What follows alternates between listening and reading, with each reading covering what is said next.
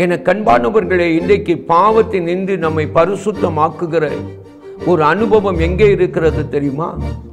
அவருடைய இந்த வேதத்தில் இருக்கிறது. இந்த வேதம் நம்மை பரிசுத்தமாக்குகிறது. இன்றைக்கு நம்முடைய வாழ்க்கையில் இந்த வேத வசனத்தை படிக்க படிக்க நீங்களும் நானும் பரிசுத்தமாவீர்கள். நீங்களும் நானும் பரிசுத்தமாவோம். என கண்பானவர்களே, இந்த வேத வசனத்தை திரும்ப திரும்ப படிங்க. இந்த வேத வசனத்தை திரும்ப திரும்ப படிங்க. சும்மா ஒரு கதை புஸ்தகம் போல வாசித்து விட்டு கடந்து போய் விடாதிருங்கள். வேதத்தை படிங்க, வேதத்தை தியானிங்க. உங்க வாழ்க்கையில திரும்ப திரும்ப இந்த வேதத்தை படிக்கணும். ஒரு முறை படித்து முடித்து விட்டால் போதாது. உங்களுடைய வாழ்க்கையில நீங்க வேதத்தை படிக்க படிக்க இந்த வேதம் உங்களை பரிசுத்தமாக்கி கொண்டே இருக்கும். வேதம் உங்களை பரிசுத்தமாய் இந்த பூமியில் உள்ள மனிதருக்கு முன்னே நிறுத்தும். ஆண்டவராகிய இயேசு கிறிஸ்துவின் இனிய நாமத்தில் உங்களை வாழ்த்துகிறேன்.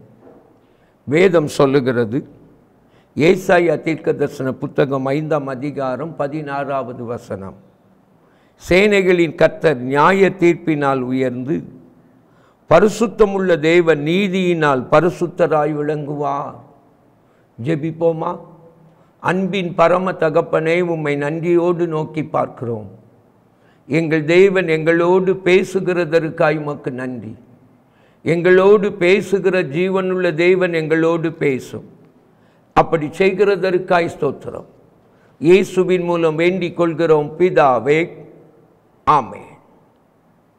என கண்பானவர்களே, இந்த வேத வசனம் நம்முடைய தேவனுக்கு 2 பெயர்களை கொடுக்கிறது. ஒன்று சேனைகளின் கர்த்தர், 2வது பரிசுத்தர். அவர் பரிசுத்தமுள்ள தேவன். என கண்பானவர்களே, அவர் எப்படி விளங்குவாராம்?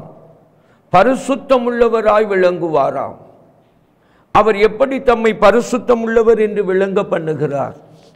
வேத வசனத்திற்கு நேரே நாம் திரும்பும் பொழுது நம்முடைய தேவன் ஒரு பிரதானமான ஒரு கட்டளையை தம்முடைய ஜனமாகிய நமக்கு அவர் தந்திருக்கிறார். அது என்ன கட்டளை? வேதம் சொல்லுகிறது, யாத்திராகமம் 20ஆம் அதிகாரம் 3வது வசனம் சொல்லுகிறது, என்னை அன்றி உனக்கு வேறே தேவர்கள் உண்டாயிருக்க வேண்டாம். நான் ஒருவனே தேவன், என்னை அல்லாமல் வேறே தேவர்கள் இந்த பூமியில் இல்லை. பூமியிலே தேவர்கள் என்று அழைக்கப்படுகிறவர்களை நீ உனக்கு தேவர்களாக கொள்ள வேண்டாம். அது மட்டுமல்ல, அதோடு அவர் விட்டுவிடவில்லை. இன்னும் சொல்லுகிறார் 4வது வசனத்தில், யாத்திராகமம் 20:4, மேலே வானத்திலும் கீழே பூமியிலும் பூமியின் கீழ் தண்ணீரிலும் உண்டாயிருக்கிறவைகளுக்கு ஒப்பான ஒரு சொரூபத்தை ஆகிலும் ஒரு விக்கிரகத்தை ஆகிலும் நீ உனக்கு உண்டாக்க வேண்டாம்.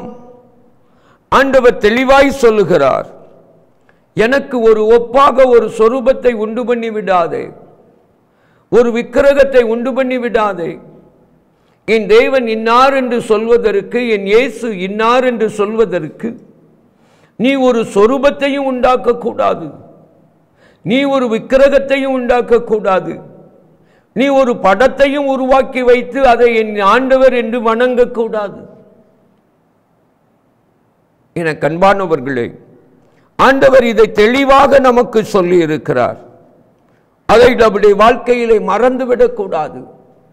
அப்படி என்றால் தேவன் எப்படி அவர் தம்மை வெளிப்படுத்துகிறார்? ஏசாயா 43ஆம் அதிகாரம் 12வது வசனம் சொல்லுகிறது, நானே அறிவித்து நானே விளங்க பண்ணினேன். இப்படி செய்யத்தக்க அந்நிய தேவர்கள் இல்லை. நானே தேவன் என்பதற்கு நீங்கள் எனக்கு சாட்சிகள். இந்த பூமியில் ஆண்டவர் தான் தேவன் என்பதற்கு நாம் ஒவ்வொருவரும் தான் மற்றவர்கள் பார்ப்பதற்கு ஏற்ற சாட்சிகள்.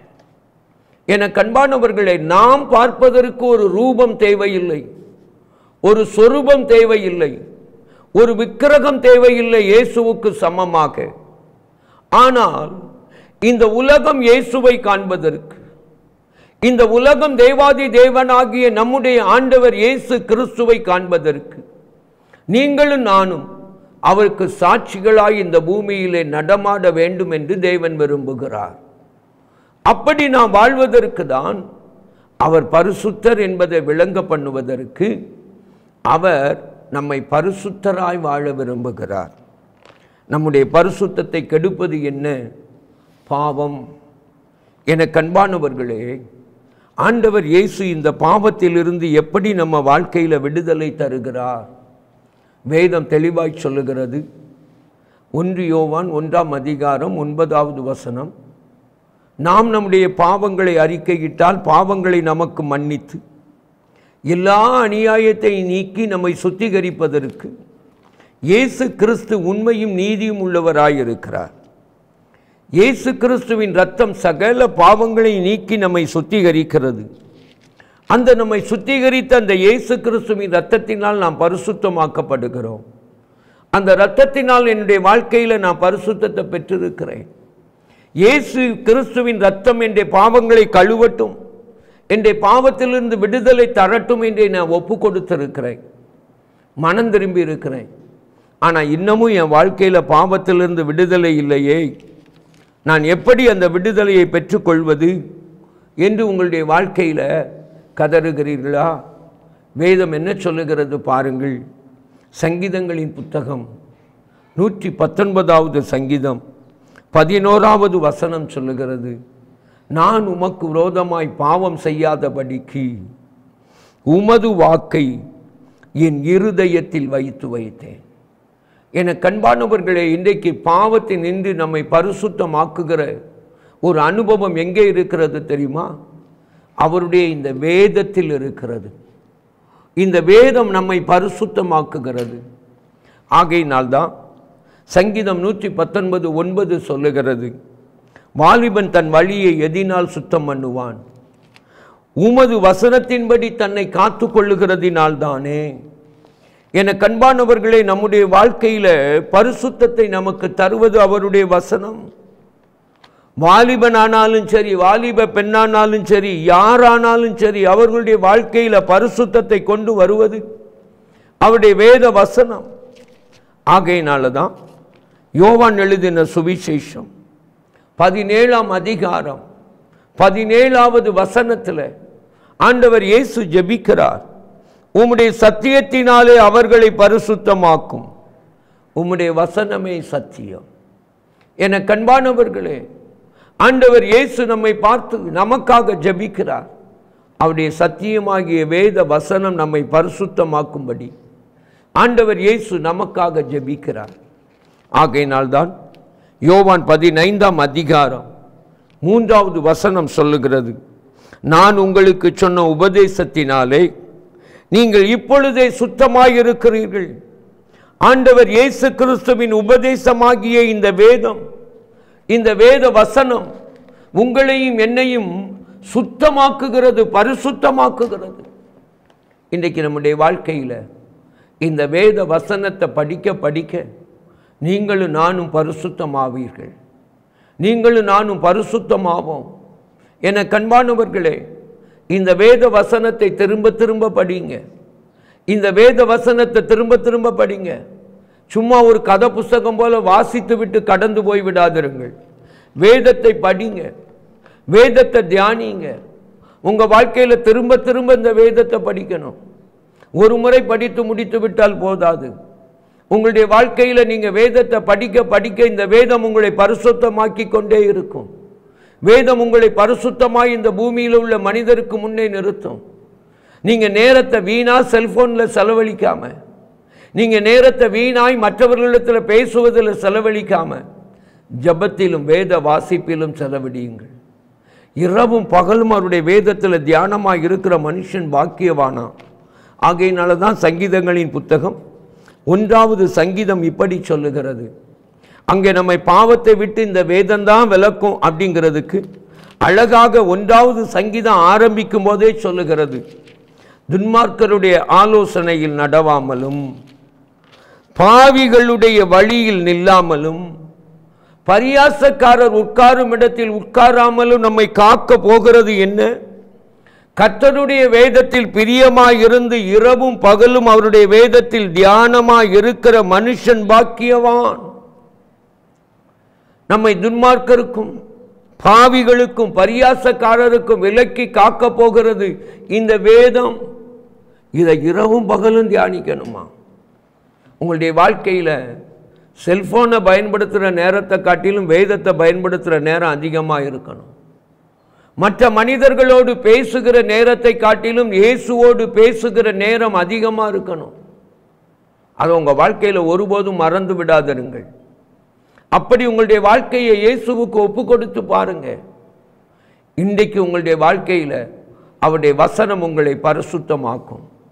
ஒரு நாளைக்கு 3 அதிகாரம், ஞாயிற்றுக்கிழமை 5 அதிகாரம் வாசித்தீங்கன்னா ஒரு வருடத்தில் இந்த வேதத்தை வாசித்து முடித்து விடலாம்.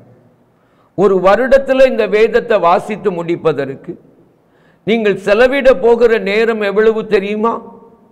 3 நாளும் ஒரு 6 மணி நேரமும் தான். என கண்பானவர்களே, இந்த முழு வேதாகமும் வாசித்து கேசட்டுகளாக சீடிகளாக இருக்கிறது.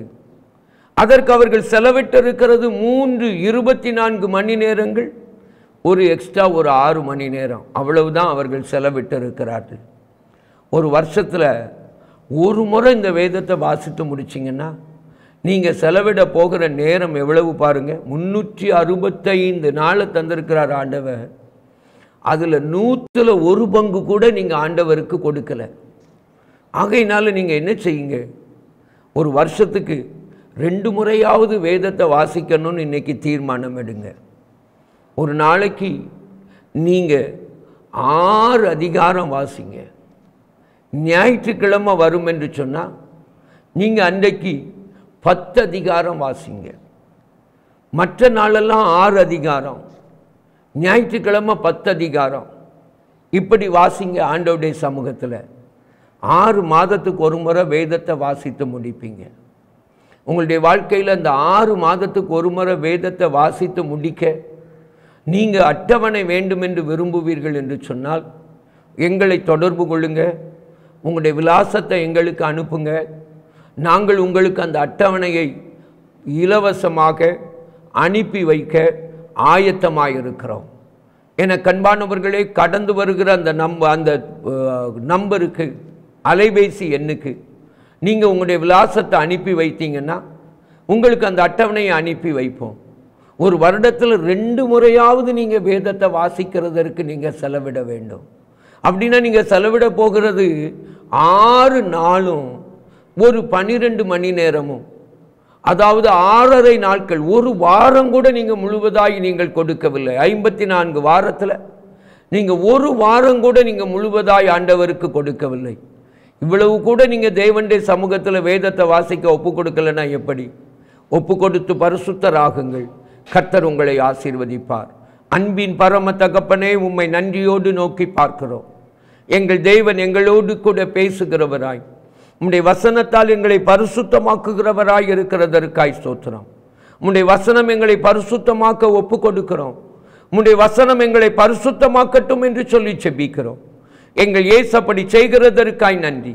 இயேசுவின் மூலம் வேண்டிக் கொள்கிறோம் பிதாவே, ஆமென், ஆமென். அன்பானவர்களே, உங்கள் ஜெப தேவைகளுக்கும் மேலதிக விவரங்களுக்கும் தொடர்பு கொள்ள வேண்டிய எங்கள் முகவரி: சகோதரர் பி. பொற்செல்வன் ஆசீர், கிருபையின் ஊழியங்கள், ஆபிரகாம் நகர், பெரிய நாயகபுரம், தூத்துக்குடி 628101.